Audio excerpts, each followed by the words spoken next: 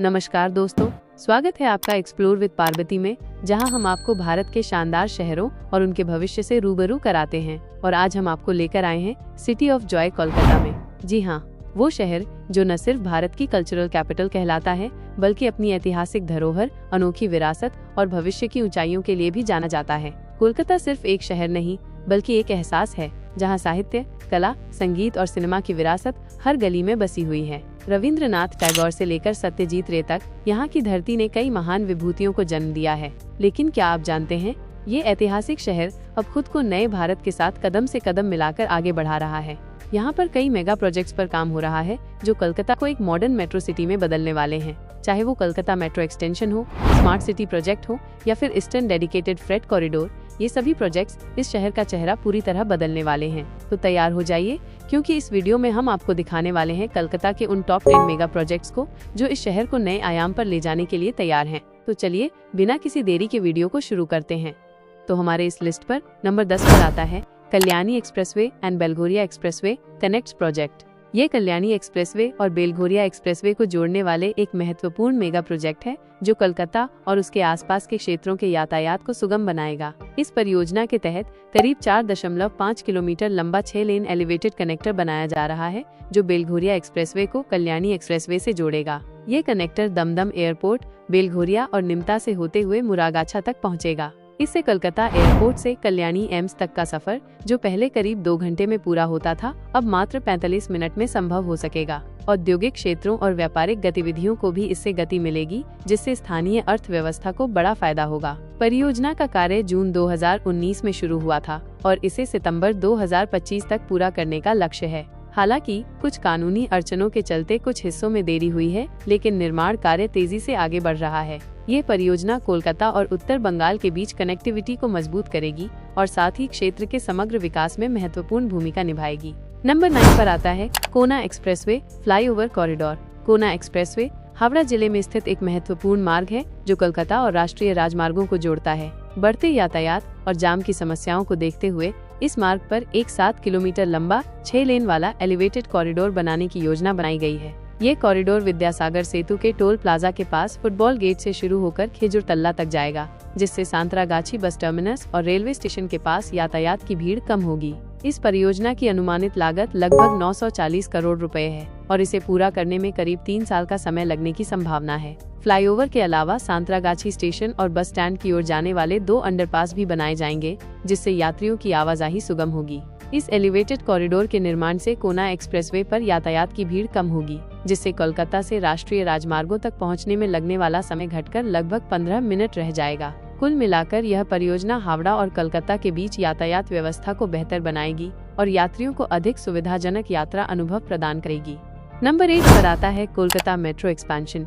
कोलकाता ही वो शहर है जहां देश की पहली मेट्रो चली थी। भारत की पहली मेट्रो ट्रेन 1984 में कोलकाता में चली थी। तब से लेकर अब तक ये शहर लगातार मेट्रो नेटवर्क के विस्तार से आगे बढ़ रहा है। कोलकाता मेट्रो के विस्तार, जो आने वाले सालों में शहर के ट्रांसपोर्ट सिस्टम को एक नया रूप देने जा रहा है। कोलकाता मेट्रो का नेटवर्क 2025 तक 90 किलोमीटर और 2027 तक 130 किलोमीटर तक विस्तारित किया जाएगा। इससे शहर के विभिन्न हिस्सों में यात्रा करना और भी आसान हो जाएगा।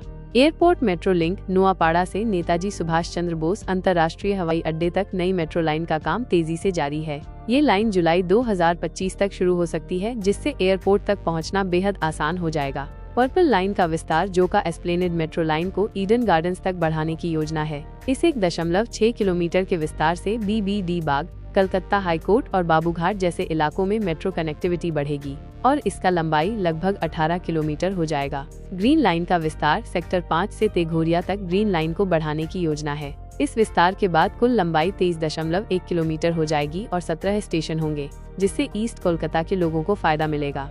येलो लाइन का विस्तार नोआपाड़ा से विमान बंदर तक का पहला चरण जल्द ही शुरू हो सकता है। इसके बाद इसे न्यू बैरकपुर और फिर बारासात तक बढ़ाने की योजना है। इन सभी परियोजनाओं के पूरे होने के बाद कोलकाता में ट्रैफिक कम होगा, सफर का समय घटेगा और शहर में एक आधुनिक पब्लिक ट्रांसपोर्ट सिस्टम विकसित होगा। तो दोस्तों, कोलकाता मेट्रो का यह विस्तार शहर के लिए कितना महत्वपूर्ण साबित होगा, कमेंट में अपनी राय जरूर दें। नंबर 7 पर आता है वाराणसी कोलकाता एक्सप्रेसवे। वाराणसी कोलकाता एक्सप्रेसवे, जिसे वाराणसी रांची कोलकाता एक्सप्रेसवे भी कहा जाता है, जो उत्तर भारत और पूर्वी भारत को जोड़ने वाला एक शानदार इंफ्रास्ट्रक्चर प्रोजेक्ट है। ये एक्सप्रेसवे न सिर्फ यात्रा के समय को आधा कर देगा, बल्कि व्यापार, पर्यटन और आर्थिक विकास को भी जबरदस्त रफ्तार देगा। ये एक्सप्रेसवे 610 किलोमीटर लंबा होगा और 4 राज्यों उत्तर प्रदेश, बिहार, झारखंड और पश्चिम बंगाल से होकर गुजरेगा। 6 लेन का हाई स्पीड एक्सप्रेसवे होगा, जिसे भविष्य में 8 लेन तक बढ़ाया जा सकता है। इसे इंजीनियरिंग, प्रोक्योरमेंट और कंस्ट्रक्शन यानी EPC मॉडल पर बनाया जा रहा है। इस मेगा प्रोजेक्ट पर करीब 28,500 करोड़ की लागत आएगी और 2027 तक इसे पूरा करने का लक्ष्य रखा गया है। यह एक्सप्रेसवे वाराणसी से चंदौली होते हुए NH-19 से जुड़ेगा। बिहार में कैमूर, रोहतास और गया जैसे प्रमुख जिलों को कवर करेगा।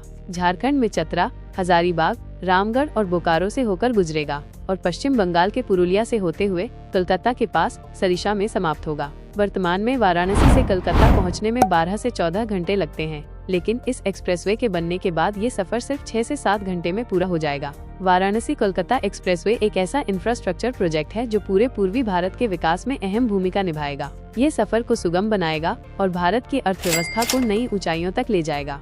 नंबर 2 पर आता है Kolkata airport expansion. Kolkata airport, जिसे नेताजी सुभाष चंद्र बोस इंटरनेशनल एयरपोर्ट के नाम से जाना जाता है, पूर्वी भारत का प्रमुख हवाई अड्डा है। वर्तमान में इसकी वार्षिक क्षमता लगभग 2.6 करोड़ यात्रियों की है, लेकिन बढ़ती मांग को देखते हुए सरकार ने इसकी क्षमता को बढ़ाकर 4.5 करोड़ यात्रियों तक ले जाने का निर्णय लिया है। इसके लिए एक नया टर्मिनल बनाया जा रहा है, जो नवंबर 2025 तक पूरा होने की संभावना है। नया टर्मिनल T3।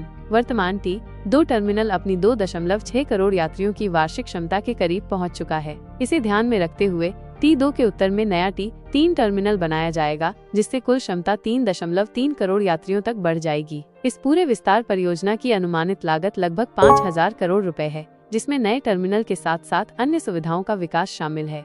Runway upgradation. मुख्य रनवे को CATIIBILS सिस्टम से लैस किया गया है, जिससे कम विजिबिलिटी में भी उड़ानों का संचालन संभव हो सके। पार्किंग बे की संख्या बढ़ाकर 105 की जाएगी, जिससे अधिक विमानों को संभालना संभव होगा। एक नया 51.4 मीटर ऊंचा ATC टावर बनाया जा रहा है, जो आधुनिक उपकरणों से सुसज्जित होगा और एयर ट्रैफिक कंट्रोलर्स को बेहतर दृश्यता प्रदान करेगा। जुलाई 2025 तक नोआपाड़ा से एयरपोर्ट तक मेट्रो सेवा शुरू होने की संभावना है, जिससे यात्रियों को शहर से एयरपोर्ट तक पहुंचने में सुविधा होगी। कोलकाता एयरपोर्ट का यह विस्तार न केवल यात्रियों की सुविधा बढ़ाएगा, बल्कि कोलकाता को एक वैश्विक हवाई यात्रा हब के रूप में स्थापित करने में मदद करेगा। इससे क्षेत्र की आर्थिक वृद्धि को भी बल मिलेगा। आपको ये परियोजना कैसी लगी? अपने विचार हमें कमेंट में बताएं। नंबर 5 पे आता है कोलकाता वर्ल्ड ट्रेड सेंटर।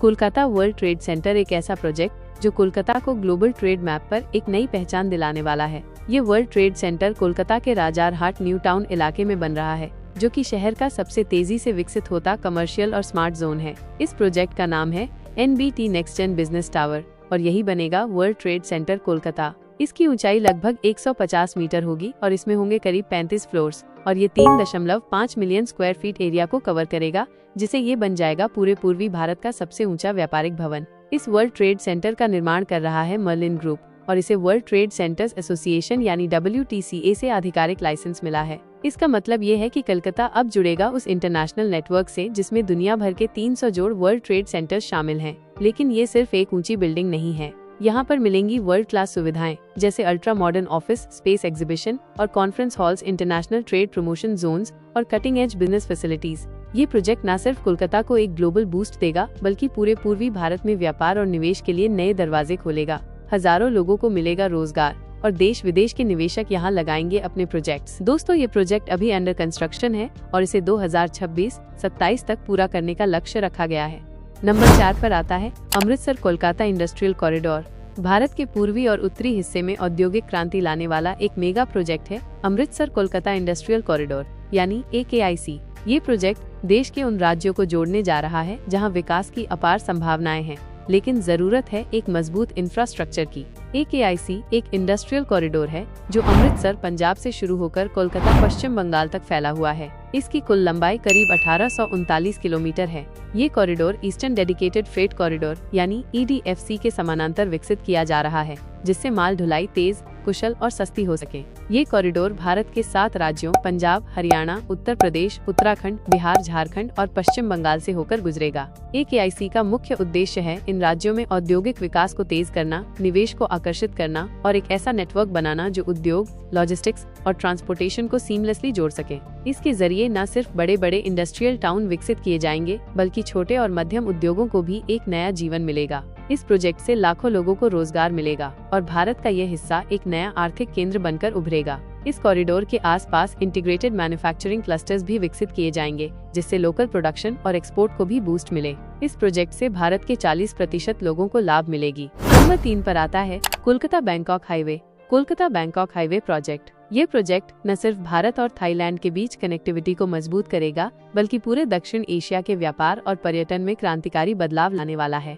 क्या आपने कभी सोचा था कि कोलकाता से बैंकॉक तक आप सड़क मार्ग से यात्रा कर पाएंगे? ये सपना अब हकीकत बनने जा रहा है, क्योंकि India Myanmar Thailand trilateral highway परियोजना पर तेजी से काम हो रहा। ये महत्वाकांक्षी हाईवे लगभग 2800 किलोमीटर लंबा होगा और 3 देशों को सड़क मार्ग से जोड़ेगा। भारत में ये कोलकाता से शुरू होकर सिलीगुड़ी, गुवाहाटी, कोहिमा और मोरेह से होते हुए म्यांमार में प्रवेश करेगा। म्यांमार में तामू, कालेवा, मंडाले और यांगून जैसे शहरों से गुजरते हुए थाईलैंड में माइसॉट और अंत में बैंकॉक पहुंचेगा। इस प्रोजेक्ट को 2002 में भारत के तत्कालीन प्रधानमंत्री अटल बिहारी वाजपेयी जी ने प्रपोज की थी, जिसका उद्देश्य भारत और दक्षिण पूर्व एशियाई देशों के बीच व्यापार और सांस्कृतिक संबंधों को मजबूत करना था। इस प्रोजेक्ट को बिम्स्टेक द्वारा बनाया जा रहा है और इसका लॉन्गेस्ट स्ट्रेच भारत में होगा, जबकि शॉर्टेस्ट स्ट्रेच थाईलैंड में होगा। यह हाईवे न केवल 3 देशों के बीच व्यापार और पर्यटन को बढ़ावा देगा, बल्कि क्षेत्रीय सहयोग और विकास का प्रतीक भी बनेगा। परियोजना के 2027 तक पूरा होने की उम्मीद है, जिससे कोलकाता से बैंकॉक की सड़क यात्रा एक रोमांचक और सुविधाजनक अनुभव बन जाएगी। नंबर 2 पर आता है सिलिकॉन वैली टेक हब।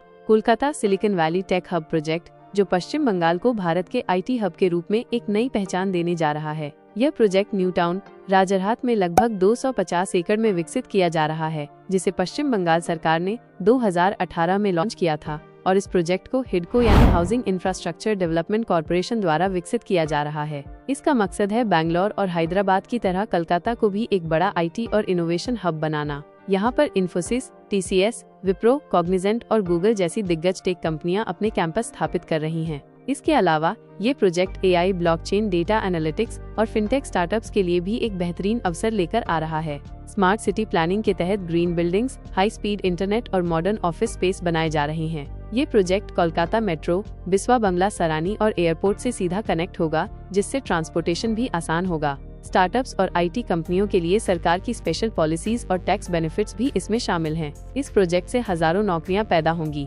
जिससे न सिर्फ युवा टैलेंट को अवसर मिलेगा, बल्कि बंगाल की इकोनॉमी को भी जबरदस्त बूस्ट मिलेगा। और नंबर 1 पर आता है सेमीकंडक्टर फैब्रिकेशन प्लांट। सितंबर 2024 में प्रधानमंत्री नरेंद्र मोदी और अमेरिकी राष्ट्रपति जो बाइडेन की मुलाकात में एक महत्वपूर्ण निर्णय लिया गया, कोलकाता में एक अत्याधुनिक सेमीकंडक्टर फैब्रिकेशन प्लांट स्थापित करने का। ये सिर्फ एक प्लांट नहीं, बल्कि एक गेम चेंजर प्रोजेक्ट होगा, जो भारत को टेक्नोलॉजी सुपर पावर बना सकता है। अमेरिकी स्पेस फोर्स पहली बार भारत के साथ तकनीकी साझेदारी कर रही है और पार्टनरशिप हो रही है भारत की 3 रेडिटेक और भारत सेमी के साथ, यानी अमेरिका की टेक्नोलॉजी और भारत का टैलेंट दोनों मिलकर इतिहास रचने वाले हैं। यह सेमीकंडक्टर प्लांट उन्नत चिप्स का उत्पादन करेगा, जिनका उपयोग सैन्य और अगली पीढ़ी की दूरसंचार प्रौद्योगिकियों में किया जाएगा। यह परियोजना भारत सेमी, 3 रेडिटेक और US स्पेस फोर्स के सहयोग से चलाई जा रही है और इसे इंडिया सेमीकंडक्टर मिशन का समर्थन प्राप्त है। दोस्तों, सेमीकंडक्टर इंडस्ट्री आज की सबसे महत्वपूर्ण टेक्नोलॉजी में से एक है। स्मार्टफोन, लैपटॉप, इलेक्ट्रिक गाड़ियां और यहाँ तक कि रक्षा क्षेत्र की मिसाइलों तक हर जगह सेमीकंडक्टर चिप्स की जरूरत होती है। अब तक भारत इन चिप्स के लिए दूसरे देशों पर निर्भर था, लेकिन ये प्लांट भारत को सेमीकंडक्टर उत्पादन में आत्मनिर्भर बनाएगा। लगभग 25,000 करोड़ रुपए की लागत से बनने वाला ये प्रोजेक्ट देगा 20,000 से ज्यादा नौकरियां और बंगाल की अर्थव्यवस्था को मिलेगा रॉकेट जैसा बूस्ट। जहां प्रधानमंत्री मोदी जी ने इसे भारत के लिए गेम चेंजर बताया, वहीं मुख्यमंत्री ममता बनर्जी ने इसे बंगाल का गौरव कहा। राजनीतिक मतभेदों से हटकर ये प्रोजेक्ट हर भारतीय के लिए गर्व का विषय है। दोस्तों, आप लोग इस प्रोजेक्ट को लेकर कितना एक्साइटेड हो, हमें कमेंट में अपना राय जरूर बताएं। तो दोस्तों, ये थे हमारे आज के वीडियो। आई होप आपको ये वीडियो पसंद आया। अगर वीडियो पसंद आया तो वीडियो को लाइक जरूर करें और अगर चैनल पे नए विजिट कर रहे हो तो आपके अपने चैनल एक्सप्लोर विद पार्वती को सब्सक्राइब करना न भूलें, क्योंकि अगर आप लोग सब्सक्राइब करते हो तो हमें मोटिवेट मिलते हैं ऐसे ही इन्फॉर्मेटिव वीडियो बनाने में। और हाँ, इस वीडियो को अपने बंगाल वाले दोस्तों को शेयर करना न भूलें। Thanks for watching.